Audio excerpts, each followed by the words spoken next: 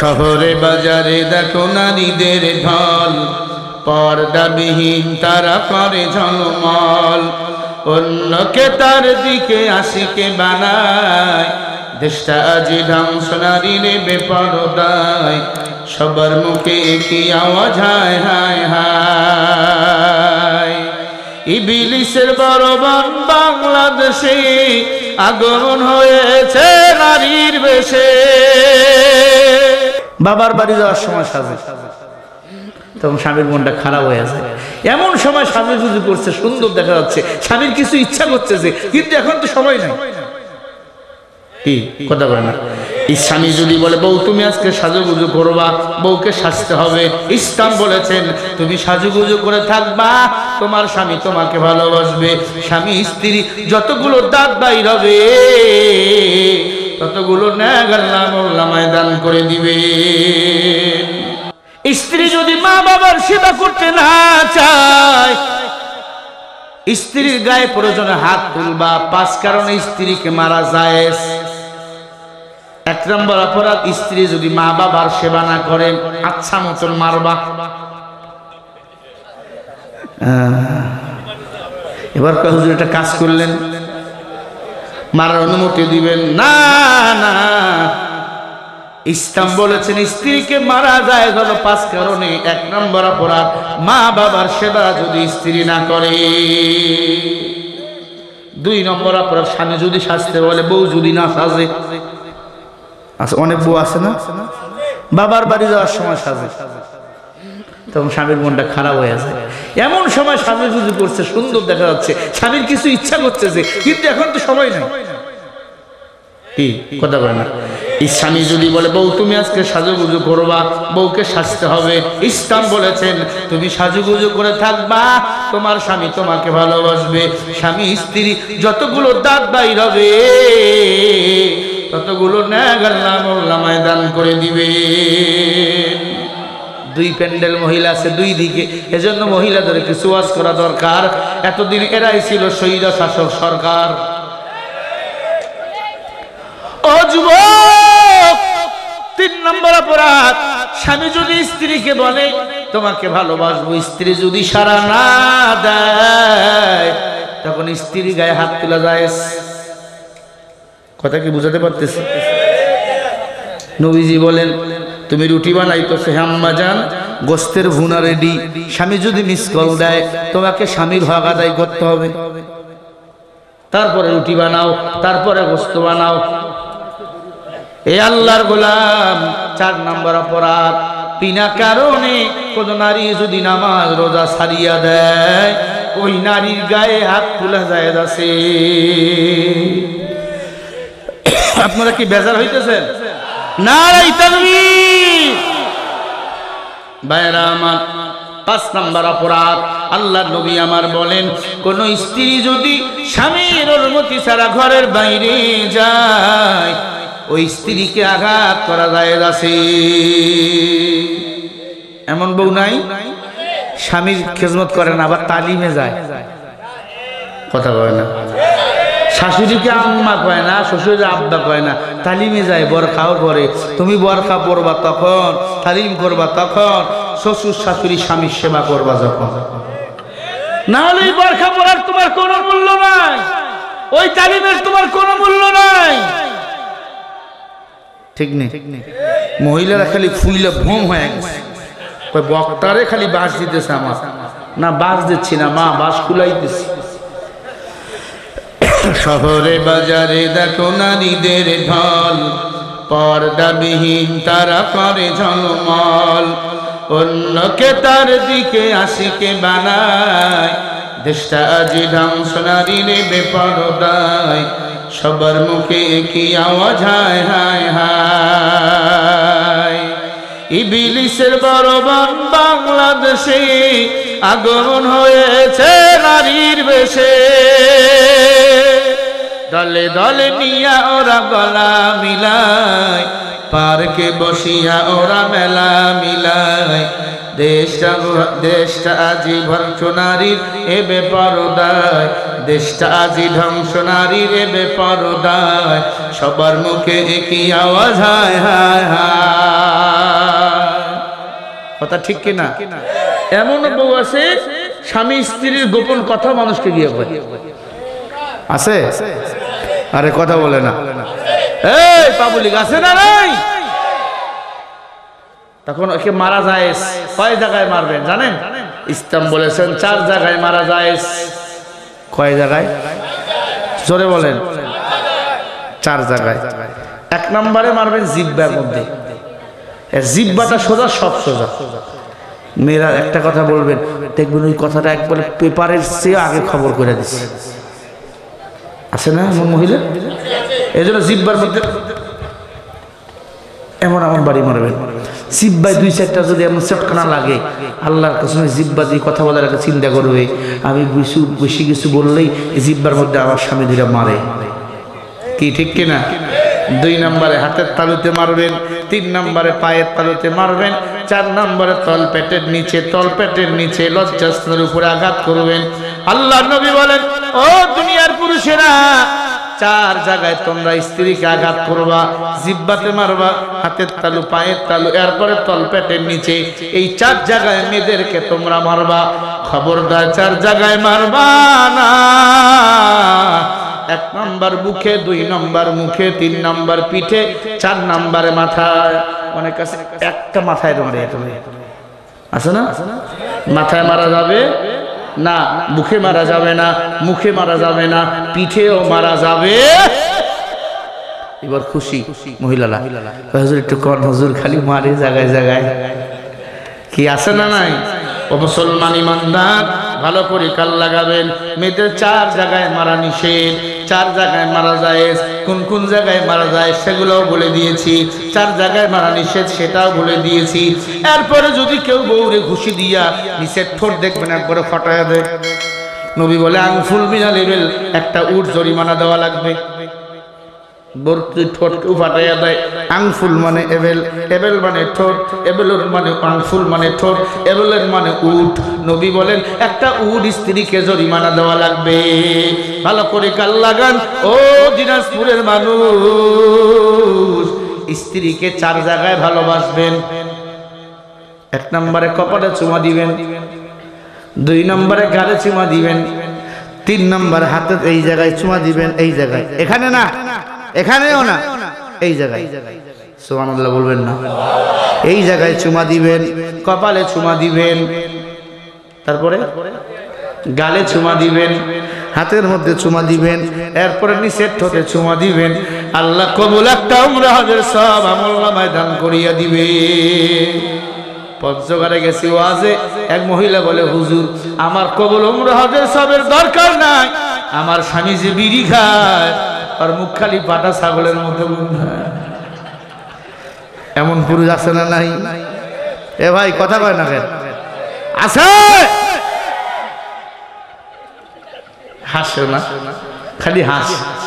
বিড়ি খায়, শুধু বিড়ি খায় না, এমন টানা টানে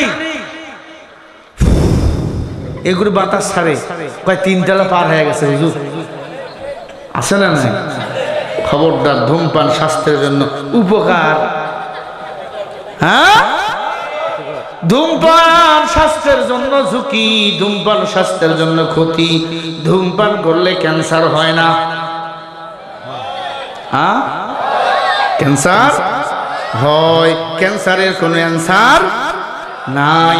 ও যুবক, তোর পা 2টা বেঁধে, আমি শরীফুল ইসলাম তোমার মতো যুবক, আমি ধূমপান করি না, মাথাও নষ্ট হই নাই, পাগল হই নাই। শুরু করেছি অক্টোবর থেকে বয়ান, চলবে এই মে পর্যন্ত, ঈদুল আজহার পর পর্যন্ত চলবে। এই যে 9টা মাস কোরআনের কথা বলি, একটা রাত ঘুমাইতে পারি না। আজকে এখানে বয়ান করে আগামীকাল নারায়ণগঞ্জ যেতে হবে। সেই নারায়ণগঞ্জ সারা রাত জাননি, এরপরে গিয়ে বাসায় ঘুম, তারপরে ওখান থেকে নারায়ণগঞ্জ। এ আল্লাহর বান্দা, গতকাল বয়ান করেছি সেই কুড়িগ্রাম থেকে এখানে। আগের দিন ছিল সেই জামালপুর জেলা সরিষাবাড়ি টাকলা মুরাদের এলাকা। প্রতিদিন চলছে, মাথাও নষ্ট হয় না, ধূমপানও করি না। কি ব্যাপার? কোরআন যারা বলে গো কোরআন যারা পড়ে এদের মর্যাদা মস্তিষ্ক টিকায় বলেন রাখেন কে?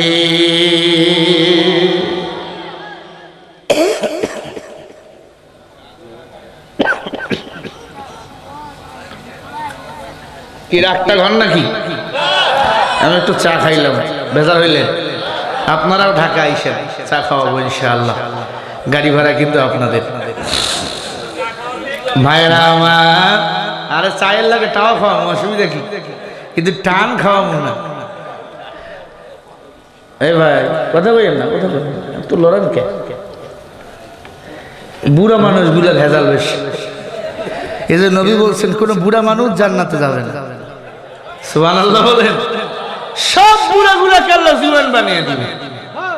বুড়া জান্নাতে গিয়ে ঘোড়ার ঘাস কাটবো? বুড়া হইলে বউ আলাদা ঘরে থাকে, ও আলাদা ঘরে। আল্লাহ একটা জান্নাতে হুর পুরুষদেরকে ৭২টা করে হুর দিবে। সুবহানাল্লাহ। এই ৭২টার হক আদায় করা লাগবে তো। এজন্য আল্লাহ যুবক বানিয়ে দিবেন। এক একজন উঁচু হবে একটা বড় তাল গাছের মতো। আমাদের বডি হবে ৬ ফুট লম্বা। আল্লাহু আকবার। কোনো দাড়ি থাকবে না জান্নাতে, কোনো মোছ থাকবে না, অল ক্লিয়ার।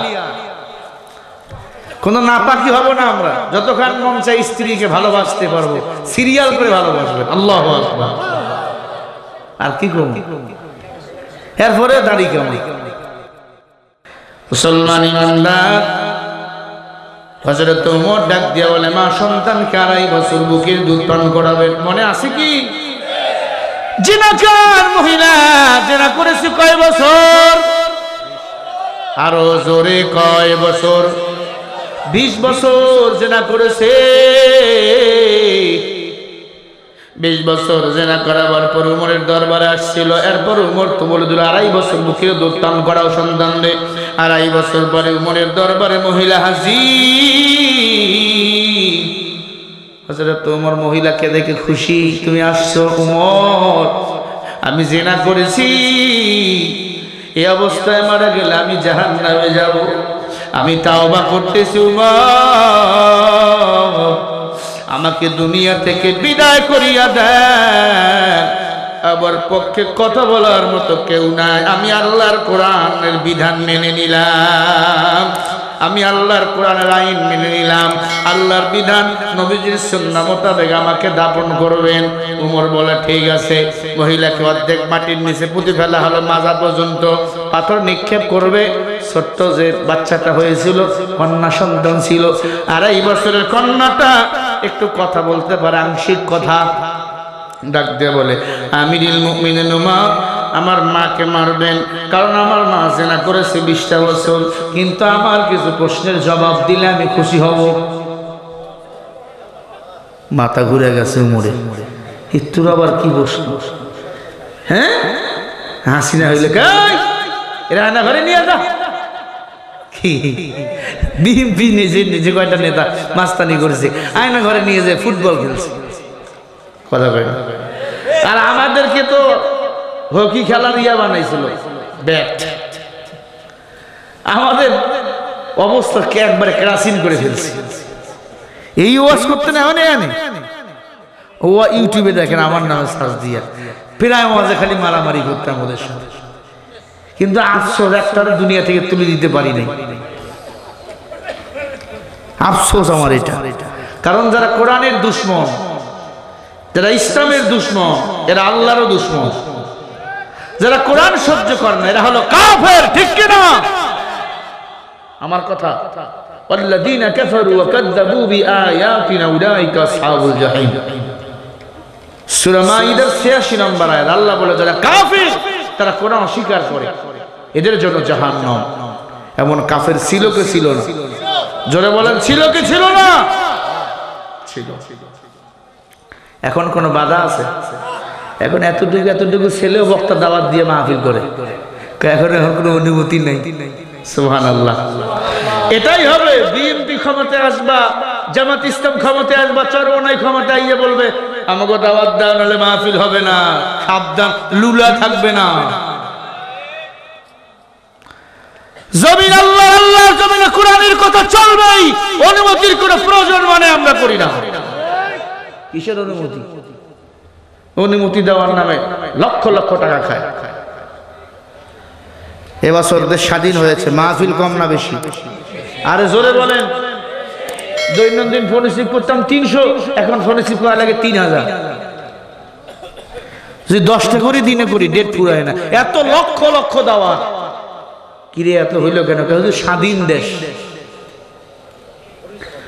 মুসলমান ইমানদারেরা, উমর বলে, আম্মু বলো কি তোমার প্রশ্ন?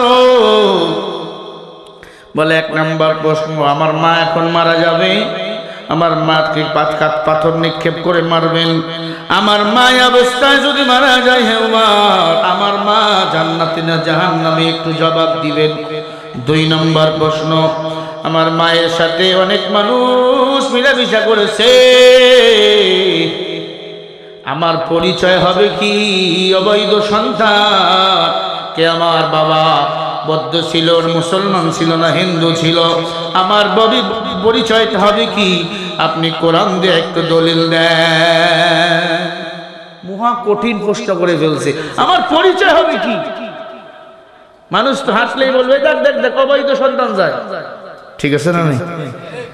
আমার পরিচয় হবে কি? উমরের মাথা গেছে ঘুরে। 3 নাম্বার প্রশ্ন হলো, আমিরুল মুমিনিন উমর, আমার মার ইন্তেকালের পর আমি তো একা হয়ে যাব, কে আমার দায়িত্ব নিবে রে উমর? একটু আপনি আল্লাহর কোরআন দিয়ে ফয়সালা দেন, এই 3 প্রশ্নের জবাব দেওয়ার পরে আমার মাকে মারেন, আমি খুশি হব।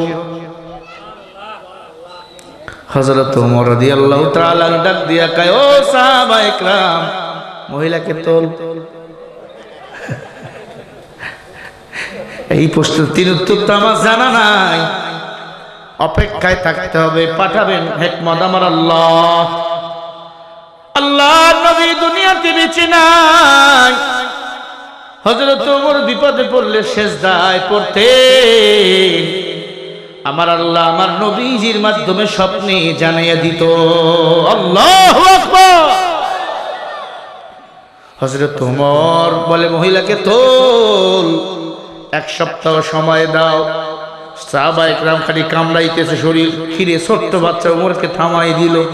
উমর বলে, আয় সাহাবায়ে কেরাম, এর নাম হলো কোরআনের সংবিধান, এর নাম হলো ইসলামী পার্লামেন্ট।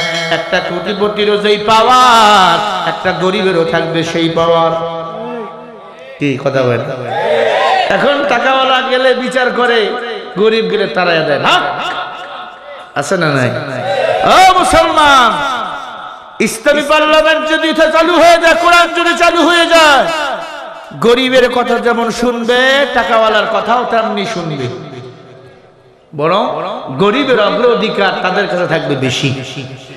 গরিব খাবে কিনা এটা নির্ধারণ করবে ইসলামী পার্লামেন্টের ইসলামী নেতারা। তখন যাকাত ব্যবস্থা চালু হয়ে যাবে। আর যাকাত ব্যবস্থা যদি একবার চালু হয়ে যায়, টাকার বস্তা নিয়ে দিনাজপুর বড় লোকরা খুঁজবে গরিব কই। কথা বোঝেন না আপনারা? এলাকায় কেউ গরিব থাকবে না, সবার বিল্ডিং হয়ে যাবে। এখন যাকাত নিবে কেডা? তখন ওই দিনাজপুর শহরের মধ্যে বিরলে যাবে, টাকার বস্তা শীতান দিয়ে থাকবে। গরিব পাইলে দৌড় দিবে, ভাই তুই গরিব নাকি? কয় না, আমিও টাকার বস্তা নিয়ে ঘুরতেছি। কথা কি বুঝতে পারতেছি না? জ্ঞানী গুণী সুদীজন অল্প কথায় বুঝিলেন, জ্ঞানী যারা ইশারায় বোঝে তারা। আল্লাহ বলেন, ফাআনজাইনাহু ওয়া আহলাহু ইল্লা ইমরাআতাহু কানাত মিনাল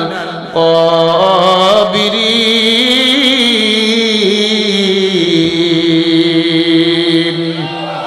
সূরা আল-আরাফ 8 নম্বর পারা 20 নম্বর পৃষ্ঠা 3 নম্বর লাইনে 83 নম্বর আয়াত। আল্লাহ বলে, দুনিয়াতে যার নেতা হবে ভালো, হাসরের ময়দানে আমি আল্লাহ তার হিসাবটাও ভালো করে দেব। ওয়াকুল্লুহুম আতিহি ইয়াউমাল কিয়ামাতি ফারদা। কিয়ামতের ময়দানে সব মানুষের হিসাব আল্লাহ একা একা নিবে। আয় আয় নাই, কি করেছো হিসাব দিয়ে যাও, কি আমল করেছো রে গোলাম হিসাব দিয়ে যাও। আল্লাহর বান্দা তখন আমল নিয়ে দাঁড়িয়ে থাকবে, আমার আল্লাহ একা একা হিসাব নিবে। ও দিনাজপুরের মানুষ, কোন নেতার পিছনে চইলা জীবন চালাও, কোন নেতার স্লোগান দিয়া জীবন চালাও। কোন নেতা তোমার সামনে হাসরের ময়দানে দাঁড়াবেন না, দাঁড়ালে দাঁড়াবে ওলামায়ে কেরাম। ঠিক না ভাই? ঠিক বলেন। খবরদার গুনাহ নিয়ে কবরে যাবেন না, গুনার শাস্তি বড় কঠিন। গুনাহ যদি হয়ে যায় তাওবা করবেন, আল্লাহর কাছে ক্ষমা করে দিবেন আমার আল্লাহ। উমরের দরবারে এক যুবক এসে চোখের পানি ছেড়ে বলে, আমিরুল মুমিনিন, আমি একটা যুবক, এমন কোন পাপ নাই করি নাই। কি পাপ করেছো রে যুবক বলো? ডাক দিয়া বলে, পয়গম্বরের সাহাবী উমর, এই পাপের কথা আপনাকে বলতে পারবো না, আমার বড় ভয় লাগে, আমার বড় ভয় লাগে ভাই। যদি আপনি আমাকে দুনিয়ার জমিন থেকে বিদায় করে দেন, রাহমাতুল লিল আলামিন এখনো বেঁচে আছে, তার কাছে আমাকে নিয়ে চলেন। পয়গম্বরের সাহাবী উমর যুবককে নিয়ে আমার নবীর কাছে চলে গেল। আল্লাহর পয়গম্বর যুবকরে বলে, যুবক বলো কেন আসছো? বলে, নবী, আমি একটা কাপন চোরা, আমার এলাকায় যত মানুষ মারা যাইতো তাকে দাফন করা হতো, আমি কবরে ঢুইকা তার কাপনের কাপড় চুরি করতাম। এই চুরি করতাম 10 বছর ধরে। ও পয়গম্বর, 10 বছর ধরে কাপনের কাপড় চুরি করতাম, এমনি আমার জীবন চালাইতাম। হঠাৎ করে মদিনার একটা সুন্দরী নারী, 20 বছরের যুবতী মেয়ের মরণ হয়ে গেল। আমার কানের মধ্যে আওয়াজ, মদিনার একটা সুন্দরী মেয়ের মরণ হয়েছে। দুনিয়ার জীবদ্দশায় কোনো বেগানা পুরুষ তার শরীর দেখে নাই। আমার দিলের মধ্যে কেমন জানি খাস হয়ে গেল। আমি আজকে ওই কবরে ঢুকা এর লাশের কাপড়টা চুরি করে বাজারে বিক্রি করব। নবী গো, ওই সুন্দরী রমণীটাকে যখন দাফন করা হলো, একা একা গভীর ওই কবরের মধ্যে আমি ঢুকলাম। কবরের মধ্যে ঢুকে দেখি অন্ধকার, কিছুই দেখা যায় না। ছোট্ট একটা লাইট নিয়ে ঢুকলাম, লাইটটা মাইরা মেয়ের মুখ থেকে কাপড়ের কাপড় সরাইলাম। এমন সুন্দর নারী আমি কখনো দেখি নাই। আমি এবার মেয়েটার সুন্দর শরীরটাকে উলঙ্গ করে ফেললাম। 5 টুকরা কাপড় খুলে আমার ব্যাগের মধ্যে ঢুকাইলাম। মেয়েটাকে উলঙ্গ বানাইয়া উপর থেকে নিচ পর্যন্ত একবার দেখলাম। শয়তান আমাকে ওয়াসওয়াসা দেওয়া শুরু করে দিল। আমি এবার মরা মেয়েটার লাশের সাথে জিনা করা শুরু করে দিলাম। ওগো আল্লাহর নবী, একে 10 বছর কাপড় চুরি করেছি, আবার মরা মেয়েটার লাশের সাথে জিনা করা শুরু করে দিলাম। জিনা করা শেষ, বাসায় চলে আসবো। ওমন সময় রুহটা আমাকে দাঁড়িয়ে বলে, যুবক, তুই তা কি করলি রে যুবক? তোর কি মরণের ভয় নাই? ও যুবক, অন্ধকার কবরে একটু আগে আমার আপন জনের আমাকে দাফন করে গেছে। যুবক জানো, 2 পাশের মাটি আমার এমন জোরে ছাপ মারছে, পাঁজরের হাড্ডিগুলো আমার আটার মতো গুঁড়া হয়ে গেছে। হন আপনি ইমাম, হন আপনি বড় বক্তা, হন আপনি কত বড় বুজুর্গ, কবরের মাটির চাপ থেকে কিন্তু কেউ বাঁচতে পারবে না। কথাটা কার বলেন? আরো জোরে বলেন কার? যুবক চোখের পানি ছেড়ে দিয়া বলে, বোন, আমি নফসের ধোকায় পড়ে তোমার সাথে জিনা করেছি। লাশটা ডাক দিয়ে বলে, যুবক জানো, একটু আগে আমার লাশটাকে মাটি চাপা দিয়ে পাঁজরের হাড্ডিগুলো ভেঙে চুরমার করে দিয়েছি। এরে যুবক, তুমি কি করলা?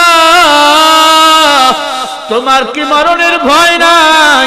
কুল্লু নাফসিন যায়কাতুল মাউত, প্রত্যেকটা প্রাণীকে মৃত্যুর স্বাদ গ্রহণ করতেই হবে। এর যুবক, তুই কি করলি? আমাকে নাপাক বানাইয়া কবরে ফেলাইয়া গেলি। এই কবরে সবাই এখন পাক, আমি একাই নাপাক। ওরে যুবক, তোর কি মরণের ভয় নাই?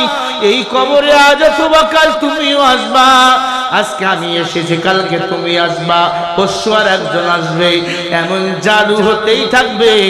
যেতে যেতে পুরো দুনিয়াটা শূন্য হয়ে যাবে, তখন দুনিয়াতে কিছু থাকবে না। আল্লাহ রাব্বুল আলামিন তখন বলবে ইজা সুলসিলাতিল আরদু জিলজালাহা ওয়া আখরাজাতিল আরদু আসফালাহা ওয়া ক্বালাল ইনসানু মা লাহা।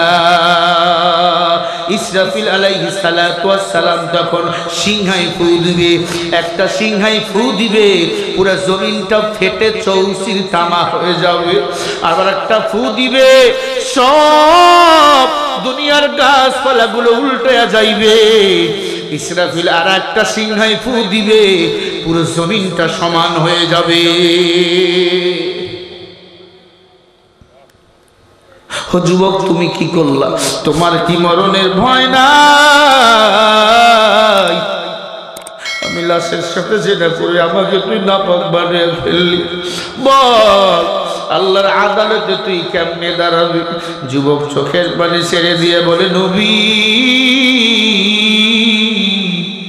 আমি লাশের সাথে জেনা করেছি। নবী বলেন, এই পাপ কি আল্লাহ আমার ক্ষমা করে দিন? আল্লাহ নবী ডাক দিয়ে বলে, দূর হ, আমি নবীর দরবার সার। এত পাপিষ্ঠর নাম শুনেছি, তোর মতো পাপিষ্ঠ দেখি নাই, দূর হয়ে যা। যুবক একটা চিৎকার দিয়া বলে, আল্লাহ, আমার বুঝি জাহান্নাম ছাড়া কোনো উপায় নাই রে আল্লাহ।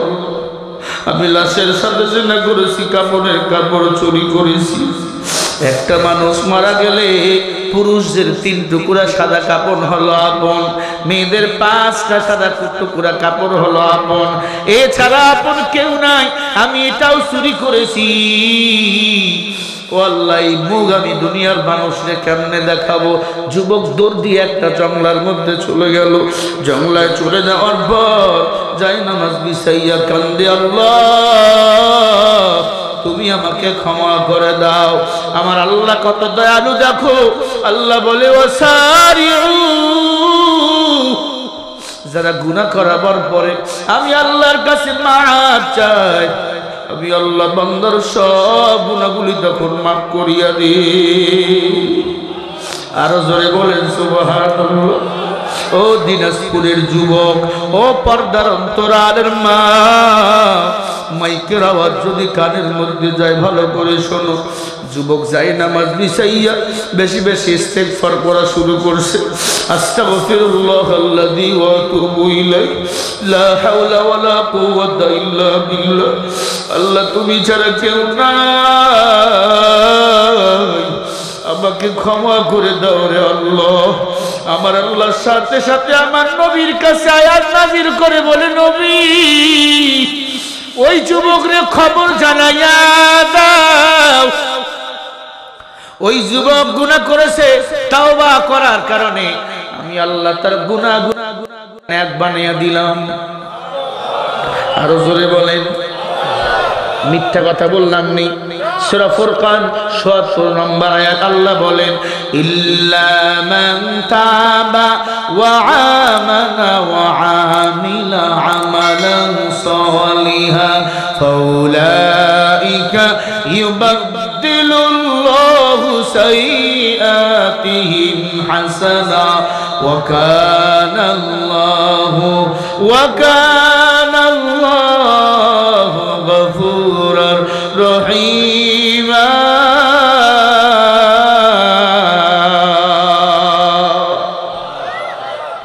সূরা ফুরকানের মধ্যে আল্লাহ বলে, ইল্লা মান তাবা ওয়া আমানা ওয়া আমিলা, যারা তাওবা করে, ঈমান আনে, নেক আমল করে, যারা তাওবার পরে ঈমান আনে, নেক আমল করে, আমি আল্লাহ তখন গুনাহগুলোকে নেক বানিয়ে দেই। সুবহানাল্লাহ, জোরে বলেন না।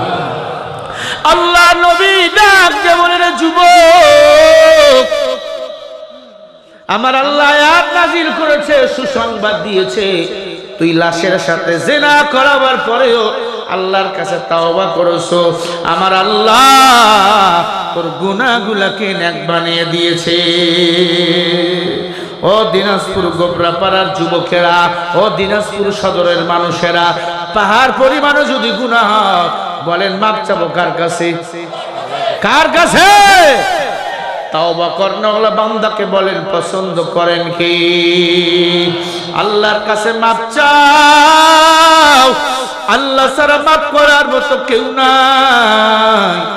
দুনিয়ার কাউরে খাওয়াইছো, দোয়া করবে, খাওয়াও নাই বদদোয়া করবে। আমার আল্লাহ কোনদিন খাওয়ার জন্য কিছুই চাই নাই। আমার আল্লাহ চায় তোমার 4 আঙ্গুল কপালটা আল্লাহরে ঠেকাইয়া বলবা সুবহান রাব্বিয়াল আলা। আল্লাহ তুমি পবিত্র। আল্লাহ বলে যা আমি আল্লাহ তোরে পবিত্র বানাইয়া দিলাম। আল্লাহ বলে যারা 5 বার মসজিদে আসে আমি আল্লাহ তাদের জান্নাতের চাবি হাতে দিয়ে দেই, চাবি হাতে দিয়ে দেই। ও এলাকার মুসলমান, হাতে ধরি বলি, পায়ে ধরি বলি, দাড়িটা কাটিস না রে যুবক, নামাজটা ছাড়বি না, মা বাবারে কষ্ট দিবি না, স্ত্রীর হক আদায় করবি, পরকিয়ার মতো পাবার করবি না, আল্লাহ নবীর কাঁদাবেন না। রাজি আছেন তো ইনশাআল্লাহ? কারা কারা রাজি আছেন দুটো হাত তুলে দেখান। নারায়ে তাকবীর। হাত তুলে নামাইয়া দেন। ওয়াজের পয়েন্ট 2টা বাকি। উমরের ঘরের বারান্দায় ছোট্ট বাচ্চারা কয় টুকরা জবাই করে রাখছে। উমরের দরবারে 20 বছরের জেনাকার মহিলা, এরপরে সন্তান ভূমিষ্ঠ হইয়া ছোট্ট বাচ্চা উমরে কয়টা প্রশ্ন করছে? আরো জোরে উত্তর এখন দেওয়া লাগবে নি, শুনবেন আপনারা। কারা কারা একটু হাত তুলে আবার দেখান। নারায়ে তাকবীর।